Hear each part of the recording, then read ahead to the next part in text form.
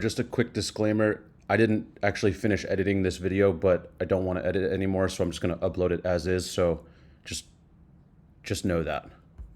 I have been shooting a couple different projects over the last couple weeks. In two of them, I have utilized the technique that I want to show you right now. It is extremely useful to know about for someone like me who's not a VFX artist. So what I'm gonna do is combine work in Photoshop with Fusion in Davinci Resolve so that you can make fixes on footage that is in motion. I'll show you a couple different scenarios so that you can have an idea of when you can maybe use this, which may enable you to shoot shots that you otherwise would not hit record on. So here's the first shot that we can look at. One thing that I find a lot in New York, there's always cars lining the streets. There's sometimes like garbage on the streets. And when I shoot in New York, I oftentimes just tilt up to avoid that stuff. But I'm gonna take this shot here, which is a handheld shot. This is just straight off of the camera. It's just looking down the street. I just wanna see what we can do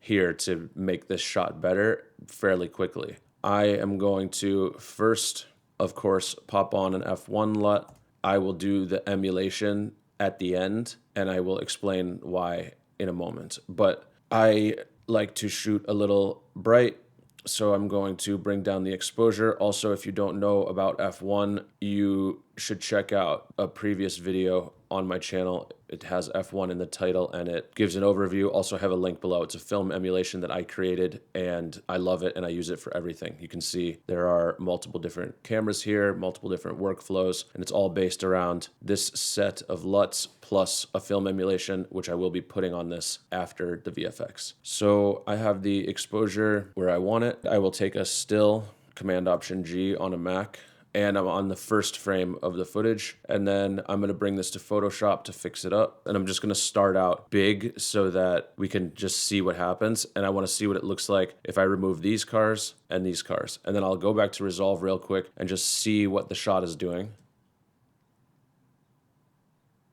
So yeah, I'm gonna remove from the UPS truck to here and this car to here and just see what it looks like. Again, start out big. I'm just gonna draw around this stuff.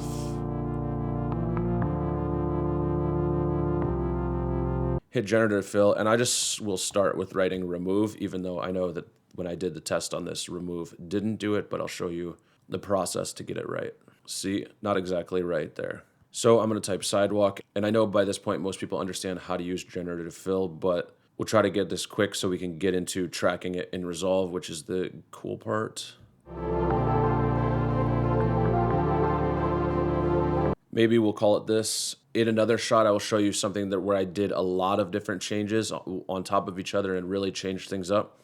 But for now, we'll keep it at this. So I'm gonna just turn off the background, and these are going to be tracked into Resolve. And if I was watching this video right now, and I saw me telling me this, I would be like, that's not gonna look right, but I promise you it does look right. So I'm gonna save this as a PNG, and then in the edit page, I'm gonna place it over and extend it out to the end of the clip. So as we see here, this is just exactly what it looks like in Photoshop. And I'm going to, I like to duplicate this, but you don't have to. I just like it so that I can just easily have the original here. I'm gonna say new, right click, new Fusion clip, go into Fusion. Media in 1 is the footage and 2 is what we created in Photoshop. So I'm gonna move this here, disconnect it, move this down here and click media in 1. That's what we're gonna track. This is all like extremely easy. You're just gonna hit Shift H. It's not Shift H, it's Shift space. And type planar tracker. Once it's there, you can just hit enter. And in here, I'm gonna click, make sure I'm on the first frame, click set, and tracker, hybrid, and motion type F-line, and I'm just going to track what we want to replace. So I'm not gonna track this building over here because we didn't do anything to that building. I'm just going to track by just clicking on the screen. It doesn't need to be perfect whatsoever. It just needs to have what we're replacing kind of in it or around it. And also I'm gonna make sure not to go over these cars because they're moving over there and I don't wanna mess up the track. And I will close it and hit this button, track to end. And while that's doing that, I just want to tell you about Audio, who is sponsoring this video. I've used Audio for the past year or so, and it's drastically helped build this YouTube channel. They have a couple different types of accounts. One interesting thing that they're doing right now is a lifetime music subscription. So you pay for it and you have lifetime access to their entire music catalog. There is a link below for $300 off of that. So it's a total $200 one-time payment for unlimited music. Included in that plan is AI playlisting and an AI similar songs feature. The AI playlisting will generate playlists for you based on the songs that you have liked and put into playlists on the platform, which is cool because it kind of can speed up the search for music. And then the other feature is the similar songs lightning bolt, where if you are listening to a song that you think is right, but you need something a little bit different, or you want a bunch of songs that sound like that song, hit the lightning bolt and it will show you songs that feel similar to that song. So with the link below, $200 for unlimited music, which I would say is a pretty good deal. Okay, now that the track is done, even though it finished much before that, I am going to hit create planar transform, and to be organized, I'm going to just bring it over here. This we don't need anymore. Media in 2, remember, is the asset from Photoshop. I'm going to put this into the planar transform and then the planar transform into merge, and we can see this tracked on there nicely. When I was shooting this, I had an 80% frame line on. So if this is the frame, I had a frame line on that was like here, because I know that you do need to zoom this in a little bit. Any time that you're doing VFX or you think you need to stabilize, it is good to shoot a little bit wider, maybe have a frame line that's like 90%. In this case, I had 80%. So you have room to work in post. So I'm going to scale this up a little bit.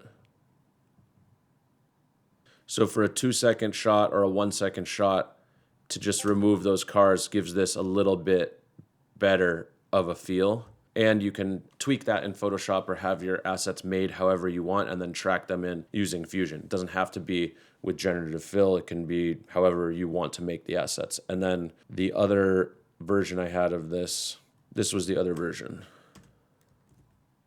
To go from this to this has a stronger feel, and I can more so get lost, I guess, in an image like this if I'm watching something, rather than this, which is just too many different types of cars, no control, and this just seems a little bit more high end. So there's a couple other situations that I explored in here. This is a shot out my window, which I typically do if I get a lens in or need to formulate frame lines or something on the camera. I usually just point it out this window, and this building is here, which is just blank, and it's all I can see when I look at the shot. So one of my first tests with the handheld footage was this, to just see what I could do to remove that entire building. And this is also a handheld shot, and this is the fix.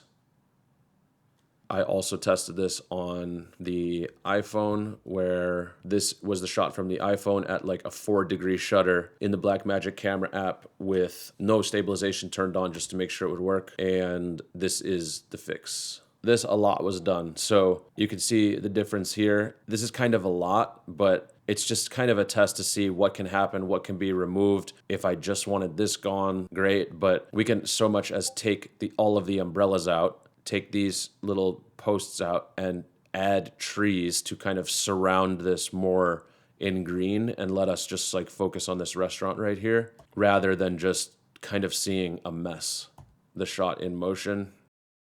So this is another one. Going from this to this does seem a lot more high end. Remove this, fix up the curb here, clean up the street, remove these cars, and in an instant, there's no chance that I would say VFX was done on that shot. And I also just kind of started to explore this when I recently saw the VFX that was done in Challengers. Not the ball going over the court, like that was very cool and everything. But specifically for shots where I did not ever think there would be VFX. In the opening scene, the whole surrounding area of the tennis court has trees all around it. It looks very cool, but a lot of trees were added into that shot. And it made me think to myself, oh, you really actually need VFX in everything. But I'm not a professional VFX artist, but knowing what's possible and knowing that in a shot like this, that, oh, damn, that car is there. Well, you don't need to have the car there. Oh, this here doesn't look so good. I don't want this sign. I don't want to see the reflection of this car. For a non-VFX artist to be able to do this is pretty useful, and it at least gets your mind in the right spot for maybe having a better time communicating that you actually need to have VFX done. It allows you to more so see things in the frame that should be fixed up so that you can push for having those shots sent to VFX. And experimenting with it like this makes me more so just think, oh, I want a VFX artist to do this and that and this and that. And in the end, in shots in movies and shows that we watch that have VFX in front of your eyes that you don't even know is VFX, we all look at and analyze movies and like, this looks so amazing. The cinematography and the composition is so good. Sometimes a lot of that is fixing up the background and creating a scene in post where I'm not thinking much about this shot here, but this approach is more cinematic, I guess, even though this is just a shot out on the street in the middle of the day. But this is a path to thinking about how to actually get the shots you want when I'm not going to be able to remove this pole here and then put it back after my shot's done. And I'm not going to tow these cars and put them back when the shot's done without shutting down the street, of course. But knowing that this is possible and exploring it in your own work can improve some shots. Also, this is a shot in here, and when I shot it, it's a little, I wouldn't call it messy, but we can see that this has a nicer vibe because we remove some of the complexities and make everything simpler. I didn't track this one, but this is literally drawing a circle around these things in Photoshop and typing remove and hitting go. In this shot, because it's on a dolly, you would need to have multiple tracked PNGs, which I'm going to be too lazy and not show that, but it's just doing what I showed before multiple times. So you would do, because this right here, which I wanted removed, is moving differently compared to how this is moving here because the camera's moving forward. So I would handle things that are on the same plane